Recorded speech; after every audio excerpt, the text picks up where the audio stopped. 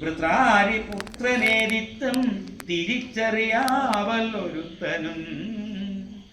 മിത്രവിനാശന ശങ്കയാ രാഘവനസ്ത്ര പ്രയോഗവും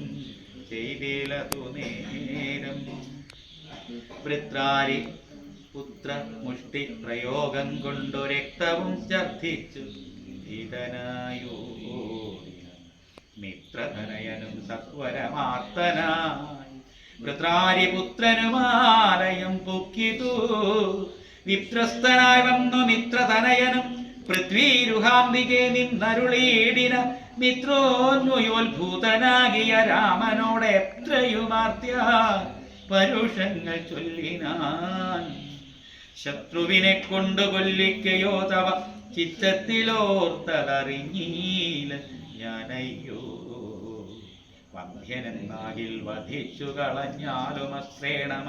നിന്തിരുവടി താൻ തന്നെ സത്യം പ്രമാണമെന്നോർത്തേനതും പുനരെത്രയും പാരം